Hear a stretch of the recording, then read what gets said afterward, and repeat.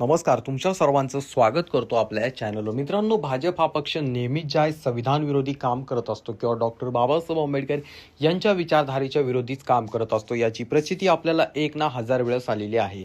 तर असं का घडलंय, पुन्हा काय प्रकरण घडलंय, आपण संपूर्ण माहिती जाणून घेणार आहोत. कारण थेट एका राज्याच्या मुख्यमंत्र्यांनी दुसऱ्या राज्याचे मुख्यमंत्री म्हणजेच भाजपचे मुख्यमंत्री असणारे देवेंद्र फडणवीस यांच्यावरती टीका केली आहे आणि त्याचसोबत ते भारतीय संविधानाला मानत नाहीत अशा प्रकारचं वक्तव्य केलंय. तर नेमकं काय प्रकरण आहे, संपूर्ण माहिती आपण जाणून घेणार आहोत. परंतु तत्पूर्वी तुम्हा सर्वांना विनंती असेल, आपल्या चॅनलवरती जर तुम्ही नवीन असाल तर चॅनलला सबस्क्राईब करायला मात्र विसरू नका. मित्रांनो, आपल्या सर्वांना माहित आहे सध्या तामिळनाडूमध्ये जे आहे त्या ठिकाणी निवडणुका चालू आहेत. त्या ठिकाणी आमदारकीच्या निवडणुका चालू आहे आणि त्या पार्श्वभूमीवरती त्या ठिकाणी जे आहे भाजपचे जे नेते मंडळी आहेत त्या राज्यामध्ये प्रचार प्रसार करण्यासाठी जात आहे.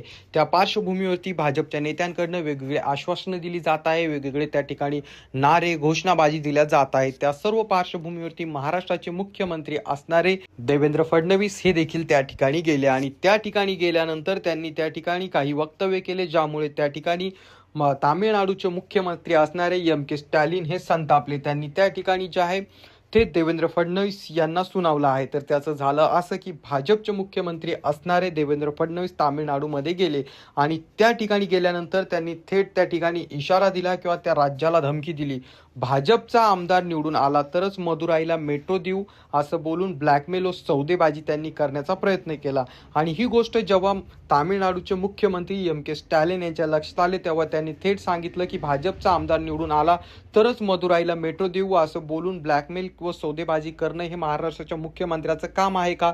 संविधानाची शपथ घेतलेल्या मुख्यमंत्र्यांना तामिळनाडूत येऊन असं बोलायला लाज वाटली पाहिजे, अशा प्रकारचं त्यांनी वक्तव्य करत त्या ठिकाणी जे देवेंद्र फडणवीस यांना थेट सुनावलं आहे. तर याबाबत तुमचं काय मत आहे खाली कमेंट करून नक्कीच सांगा. चॅनलवर नवीन असाल तर चॅनलला सबस्क्राईब करायला मात्र विसरू नका.